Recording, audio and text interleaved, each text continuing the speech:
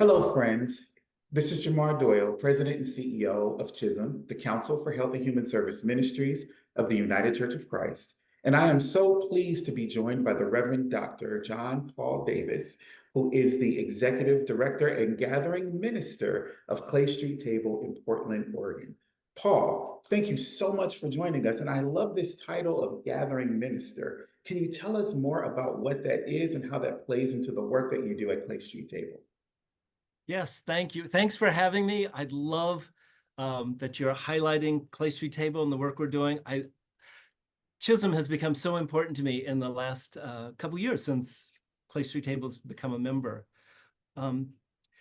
Gathering is, I am really proud of that title because I got to create that with my board and with our conference minister, Tyler Connolly, that a lot of CHHSM folks know. Tyler was really, actually, he's the person who really had the wisdom to say, Paul, what you do, what you bring to this ministry is you gather people together. And that's really kind of how Clay Street Table even came about. So we're a new ministry. I guess I get to be the founder of it. About 14 years ago now, 2010 it was. I was at the church. I thought that I would just eventually just move into the senior minister position and that's what I went to seminary for, and that's what I was going to do. Had no idea I'd be working with our friends living outside and our friends, in need of groceries. I was the senior minister at the church where I was at was leaving. It was kind of the consensus of everybody that I wasn't going to move into that position. It was time for me to kind of, move on, and the church was ready for a change. I'd been there 13 years, and I didn't know where I was going. My husband, now of 37 years, he was working at it still does work at Portland Public Schools. And so we weren't leaving Portland, and I didn't exactly know what I was going to do, but I happened to sing in the Portland Gay Men's Chorus, and I sang with this priest who was at a nearby Episcopal church, St. Stephen's Episcopal Parish. And Dennis and I had talked many times about wouldn't it be great if we did a service for folks living outside? Both of our churches are downtown. There would be a community of people who would come. Dennis, particularly as an Episcopalian, loved communion. I mean, truly, truly loved communion. And the idea about bringing communion out to the park was just his dream. So anyway, I was trying to figure out what was next for me. It was the Great Recession back in 2010. And so there weren't a lot of churches available. And Dennis said to me, why don't we do communion in the park until you get a real job? And then when you get a real job, then, you can move on and it'll give you something to put on your resume for the UCCs. It was very, very dismissive. And in Portland, if you know kind of our demographics here, we don't have a lot of folks in church, and folks going outside, it's kind of the same. So our congregation was tiny. I mean, it was just a few people that came, and we would have a church service over at St. Stephen's Episcopal. Officially, I was, from the UCC perspective, I was pastoral position in a church of another denomination. And but anyway, so I worked with Dennis, and we would have this church service together at St. Stephen's, and then we'd come over and do this communion in the park outside with all the elements that had been blessed in the worship service, so it could kind of fit with Episcopal traditions and stuff. And what came of that is we had this sort of open prayer time, and people would say, well, actually, they're remodeling over at, that other church, and we're going to lose our ministry. We're going to be homeless. We don't know where we're going to go. And I'd say, oh, well, you should come to St. Stephen's. We got plenty of room. We can always fit you in at St. Stephen's. And the priest was standing right there. What could he say? He's like, okay. And then there was another group of young people, teenagers, and they had actually broken a window at some church, and so they were losing their space. And come over to St. Stephen's. St. Stephen's is so old and broken down, you could break everything and we can't kick you out. I mean, there's just nothing to do. So it was this tiny little congregation, small, old, broken down building, And it was the perfect place. And so as these groups would come in, we just kept expanding. And then Dennis said to me one day, he said, well, so we still can't pay you, but you need to be the minister for outreach because I'm the priest, I can't run this. And so all of a sudden, we had meals served every day, and we had a food pantry. There's a story, I could talk for hours. I'm so excited about this program, but every single group has a story about how they got there and the people that happened to say the right thing at the right time, and it all came together. And that's really this part of this gathering part. What Dennis recognized in me and what Tyler recognized in me is what my ministry truly is building beloved community by drawing people together. I mean, that's what I do the best at. Bring people together, and then I have this knack of being able to step away and trust that that gathering is going to produce something miraculous and beautiful. And it usually does. Part of the dynamic of Clay Street Table has always been everybody should be able to be a volunteer. Anybody can be a volunteer. And we celebrate whoever comes. So our volunteers are housed middle-class people. Our volunteers are students who are in elementary school or in college. We have our friends who live outside that are volunteers with us. We have people in low-income housing that help us hand out groceries. We have this big, beautiful mix of people. And every time somebody new comes, we celebrate the gifts that they bring, and we let their gifts shape who we are. And we celebrate those changes that come about in us because of the gifts that they bring. And at the same time, we're inviting other people in. And so it's always dynamic, and everybody has to get used to it's always changing. And maybe we'll try something out and it'll work, and maybe it won't. And that's okay. And as long as it's from the community, it's beautiful. So that's kind of this gathering part of Clay Street Table. We are a ministry of building beloved community around the sharing of food together. So if you look at us from the outside, we're a meals program. We have meals 7 days a week, or we did, and a food pantry. I say did because then COVID happened. Okay. And this beautiful little church, the church council, reached a decision that they did not have the capacity to hold us. The space wasn't big enough to have social distancing. The facility wasn't equipped to have people indoors. Everything about it just wasn't right. And so we found temporary space, what I thought was temporary space, at First Christian Church. So moved from Episcopal over to Disciple of Christ, and still their UCC minister kind of floating around. And we set up what we thought were temporary offices here. And then in about 2021, it became obvious that no, this was going to be the space. This church had more room for us. This church had the resources to put in HEPA filters, so that helped with COVID. It has a courtyard, and so people could gather outdoors. And now we've moved back indoors. People can shop indoors, but we can also use a courtyard.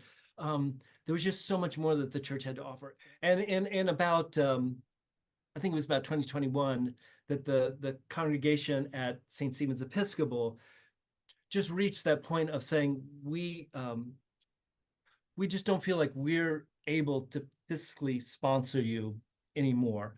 And it was at a time Tyler Connolly had just come to our conference, so I began to have that conversation with him, and he really said, it's time for you to be a UCC ministry. It's time for you, you are now in a place that this should be a UCC ministry, and we, the Central Pacific Conference, will recognize you as a ministry, and you, Paul, as the gathering minister of this beloved community. That is a ministry. That's what we want. And so officially, I'm the gathering minister and executive director because we formed our own nonprofit. So I'm the executive director of the nonprofit. Yes. And that's been really exciting.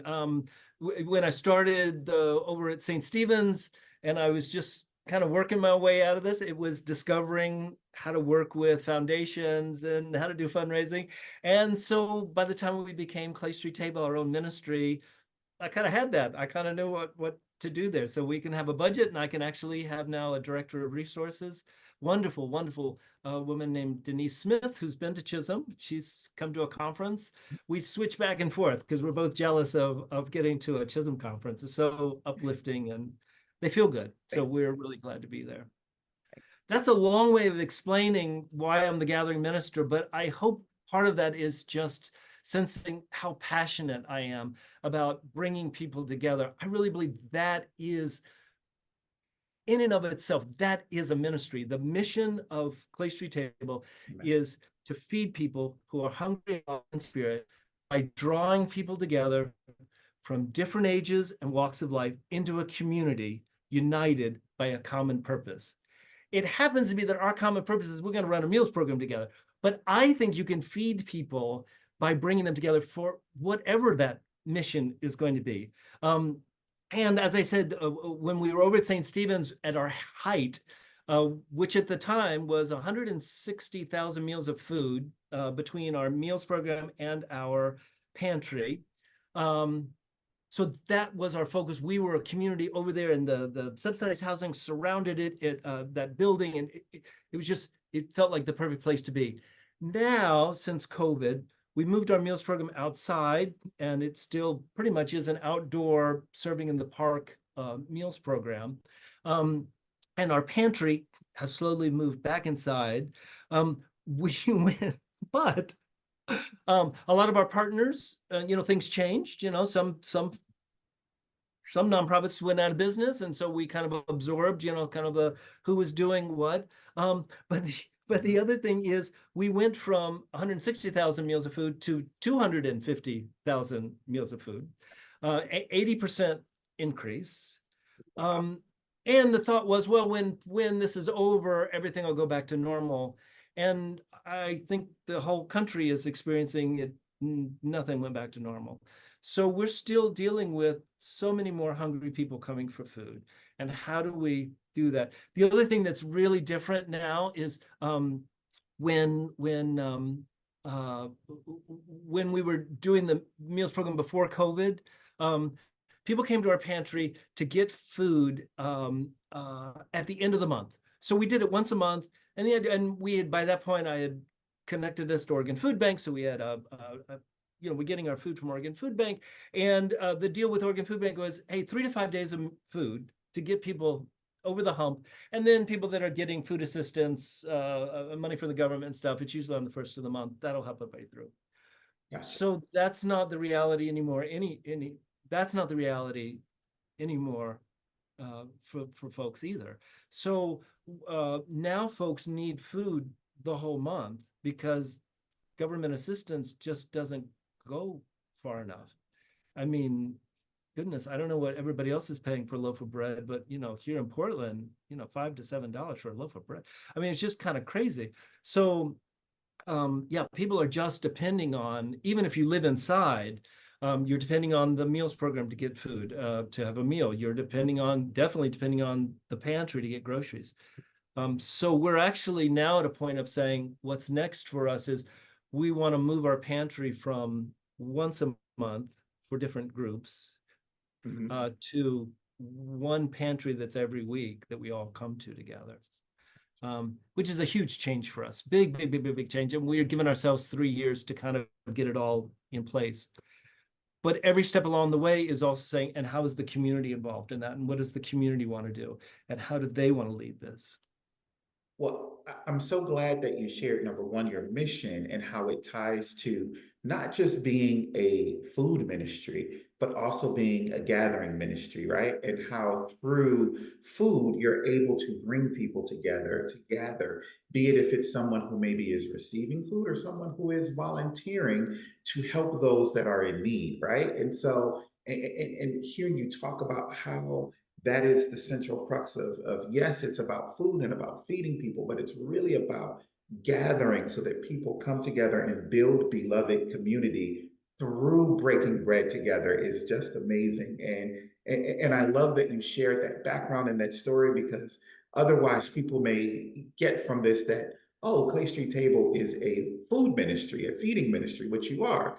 but it's also about that gathering, about bringing people together and building community around that. So I just appreciate you, number one, sharing it, because I think then it makes it heightens the importance of what you do in the context of the increased need post-COVID. Because you're right, in many organizations, be it if it's senior services, youth services, um, housing services, everyone in between that have talked on these ministry moment conversations have talked about how COVID has impacted the work that they do and the increased need that they've seen. And to your point, with where inflation is at, with where prices are at, interest rates are at, I think we're all feeling the pinch that things just cost more. And that then is driving a greater demand for services like food pantry services and meal services. So I'd like maybe dive more into just sort of what this environment, this moment we're in economically has meant.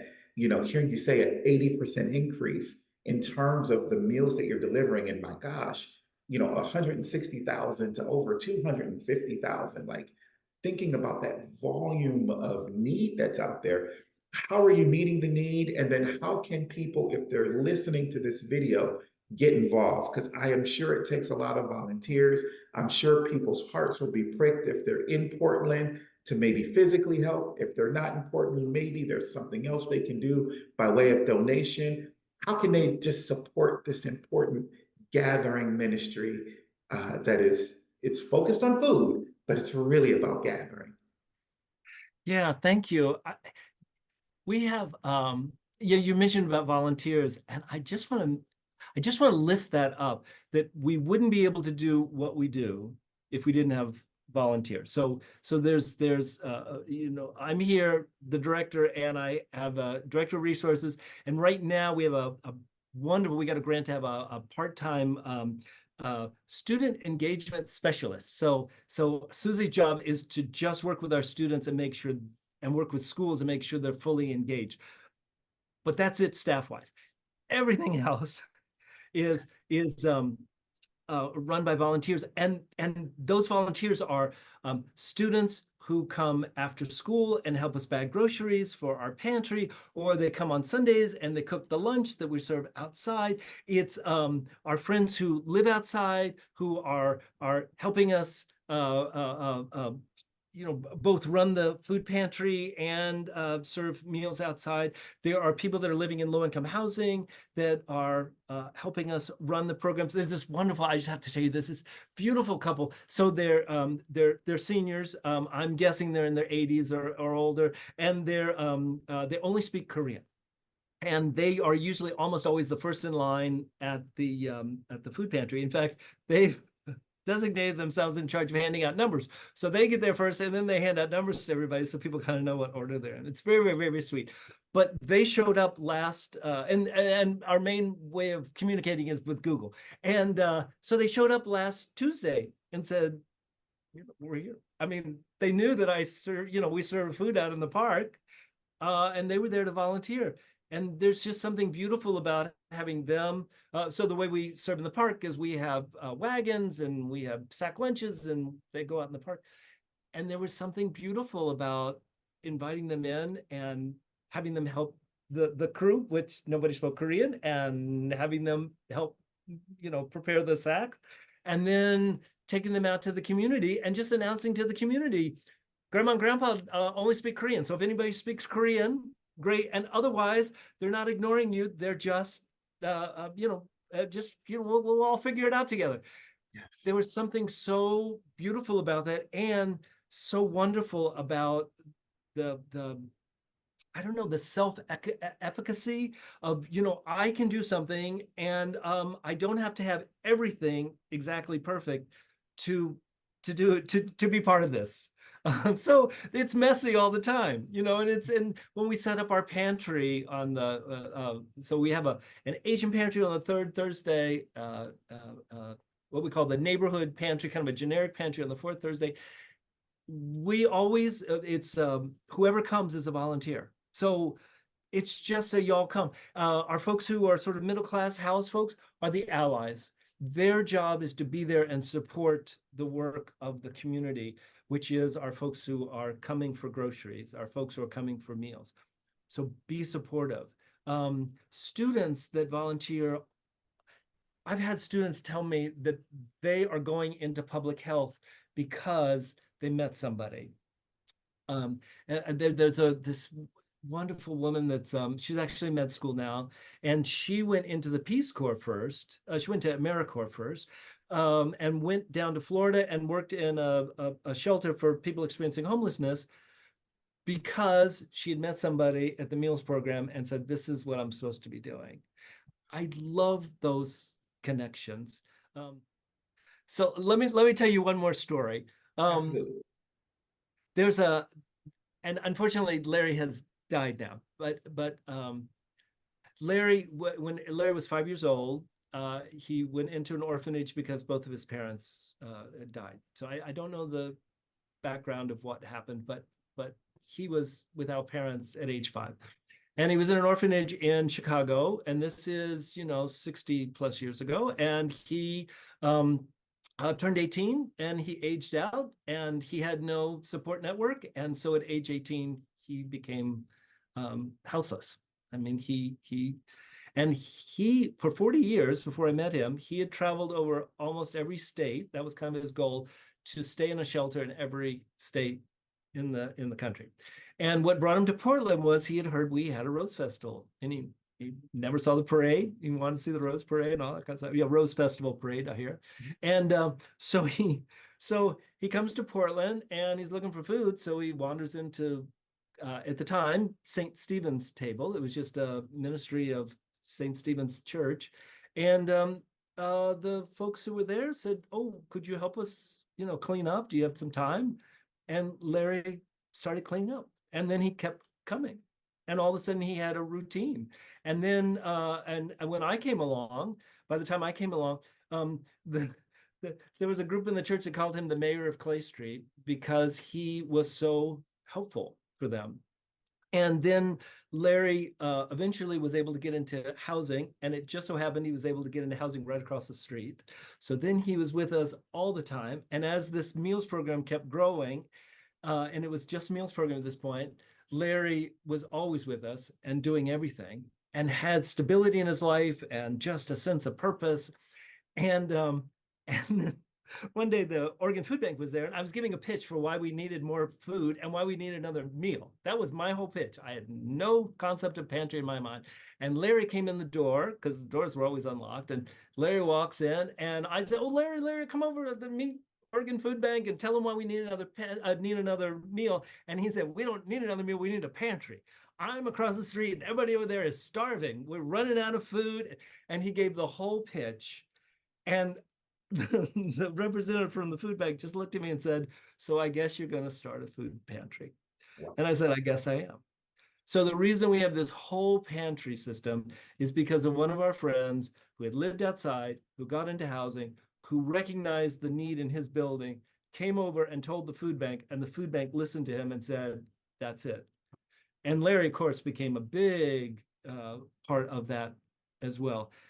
That's the magic and the miracle of Clay Street Table. That's the miracle of bringing people together. And Yes. honestly, I think that is, in my mind, that's the miracle of the church. It's like we become the answered prayers for each other. When we're working together, there's something that happens between us, and this compassion goes out, and this sort of empathy to feel what someone else is feeling, and it just generates something from us, and all of a sudden we're able to imagine things we hadn't imagined before. And that's what I love about Clay Street Table. And if you want to help us, I mean, come volunteer. If you like hanging out with folks, come be with us. If hanging out with folks isn't quite your speed, but you want to just support the ministry we're doing, yeah, send some money, because we need to pay for Yes. this. It's always helpful. In any ministry, there still takes, takes talent and it takes treasure, right? So Yeah, exactly. And I'm sure every other agency could say the same thing. During COVID, the government had extra resources to put towards agencies to help folks that were, we were considered, on the front lines. We were the essential services folks. So we got extra funding to make sure there was food out there. So if the food bank didn't have it, we could buy it. Gotcha. That's all gone. So we really are dependent on the food bank and donations to help us meet the needs. So that's very real. Yeah. It is absolutely, and I know it's out there. There's from education to healthcare to first line ministries, as you've mentioned. Everyone has talked about the fact that during the years of COVID, and we're still in COVID, right? We may say post, but to your point earlier, this is just the new normal. There is no going back to what was normal, even if it was normal, and it really wasn't.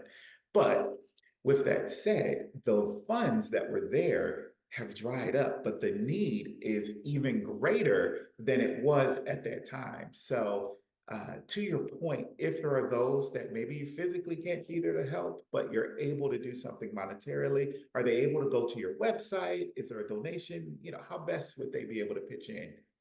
Sure. Yeah. If you want to go to our website, I will give apologies right now, since I kind of do a lot of it. The website's still pre-COVID, pretty much. I mean, the details are up to date, but the pictures are of St. Stephen's. So if you want to see what we look like over at St. Stephen's, that's what most of the pictures are.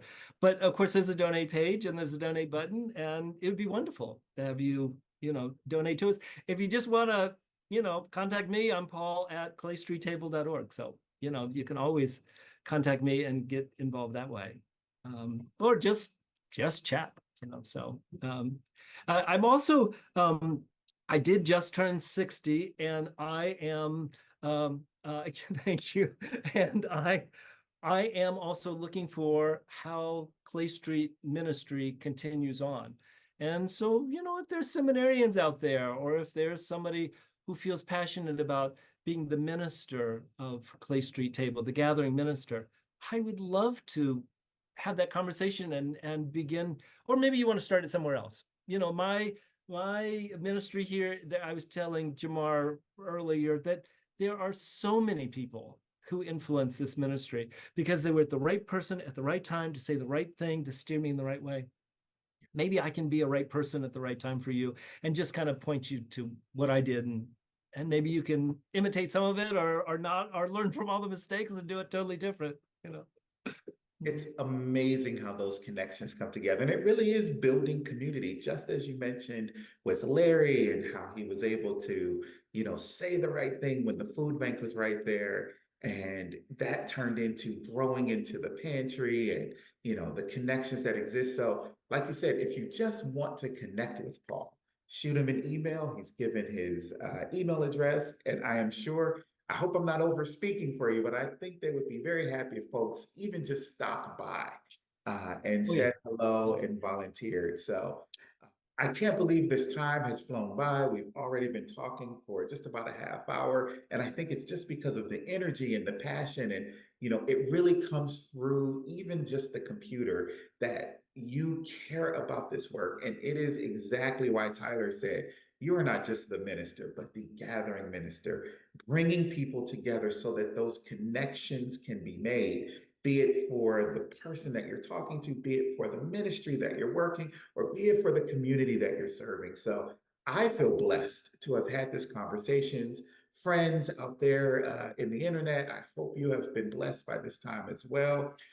Paul, thank you. Thank you so much for sharing your time, your history, your expertise, the beautiful ministry of Clay Street Table with us today. I just feel so blessed to have had this conversation. Thank you. I'm blessed. I'm blessed to know you. I'm blessed to know Chisholm, and I'm really blessed to have this conversation with you today. Thanks.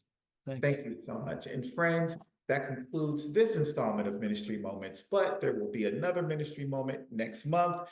Please don't miss it. We're highlighting all of the different ministries of Chisholm, the ministries of the United Church of Christ. So at the end of this video, you'll see a QR code. Scan it. That will take you to a page where you can sign up for Ministry Moments so you don't miss an installment. It'll also take you to Chisholm's website. You can link from there to Clay Street Table and all of the other ministries of Chisholm. Until next time, friends, be blessed. Thank you.